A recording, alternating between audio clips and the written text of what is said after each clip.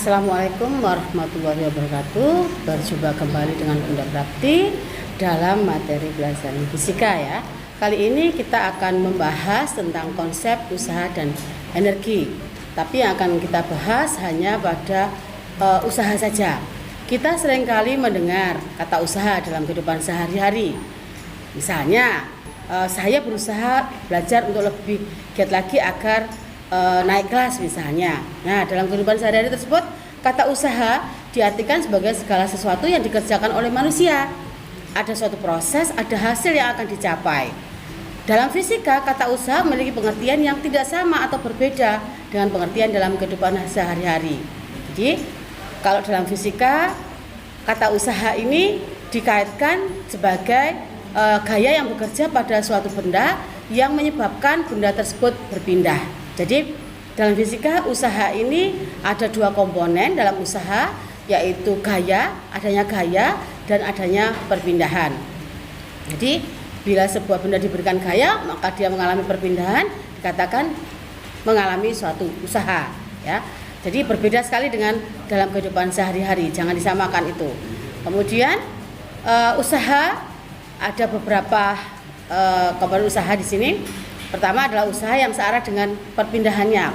Jika kita berikan sebuah gaya pada sebuah benda, kemudian searah dengan arah perpindahannya, maka akan besarnya usaha yang diberikan itu adalah sama dengan perkalian antara gaya terhadap perpindahannya. Bahwa gaya itu adalah F satuan lambangnya, kemudian satuannya adalah Newton, kemudian S adalah perpindahannya. Sedangkan usaha dari bahasa Inggris yang artinya adalah bahasa Inggris word artinya adalah usaha dilambangkan sebagai huruf V besar. Jika gaya yang diberikan itu sejajar dengan perpindahan, maka besarnya gaya yaitu V sama dengan F kalikan S ya. F-nya gaya dalam satu Newton, S-nya perpindahan dalam satu meter, dan usahanya adalah W dalam satuan Joule. Kemudian misalnya ada suatu contoh soal, ada sebuah benda ya, masanya 10 kg berada di atas lantai yang licin ya. Kemudian benda ditarik oleh sebuah mobil derek dengan gaya sebesar 25 Newton sehingga benda bergeser sejauh 4 meter. Pertanyaannya, berapakah besarnya usaha yang dilakukan gaya F pada benda tersebut? Di sini dikatakan bahwa benda berada di atas lantai yang licin. Jika benda berada di atas lantai yang licin, yang perlu kalian ketahui bahwa kalau lantainya licin, maka tidak ada gesekan. Ya, tidak ada gesekan antara bannya ya dengan bidangnya atau jalannya. Jadi tidak ada gaya gesek yang terjadi. Sehingga di sini gaya yang membuat benda tersebut beda adalah gaya yang sebesar 25 Newton tadi ya. Nah, mobil derek yang diberi gaya 25 Newton tadi bergeser jauh 4 meter, maka F-nya 25 Newton dan perpindahannya sebesar 4 meter. Maka besarnya usaha yang diberikan yaitu W sama dengan F kalikan S, F-nya adalah 25, S-nya 4. Maka untuk besarnya usaha atau W-nya adalah sama dengan 100 Joule ya.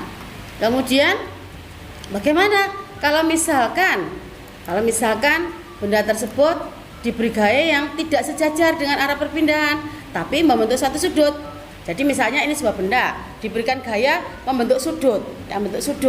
Nah, maka besarnya gaya yang diberikan tadi, kita lihat gaya karena bentuk sudut, maka mana gaya yang searah dengan arah perpindahan atau sejajar dengan arah perpindahannya? Gaya yang sejajar dengan arah perpindahan adalah gaya pada komponen sumbu X. Ingat kembali pada komponen vektor.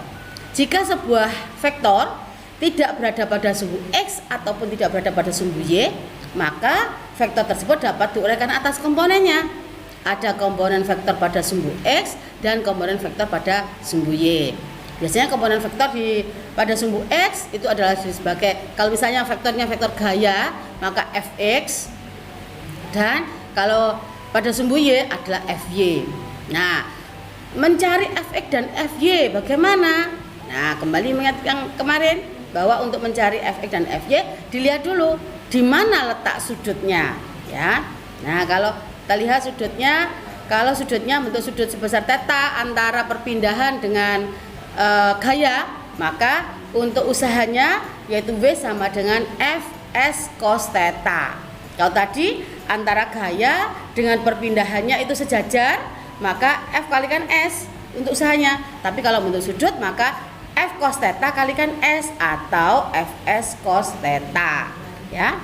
Kemudian bagaimana kalau misalnya gaya tersebut tegak lurus terhadap sebuah benda, diberikan gaya, misalnya benda di sini diberikan gaya dari tegak lurus, benda kan tidak berpindah secara horizontal, maka dikatakan tidak mengalami usaha.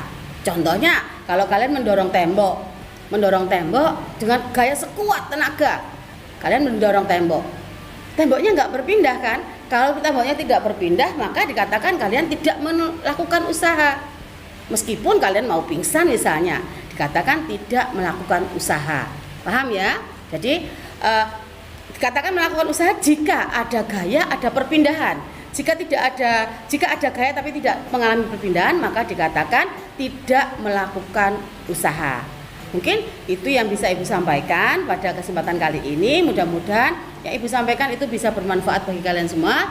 Ibu akhiri, wassalamualaikum warahmatullahi wabarakatuh.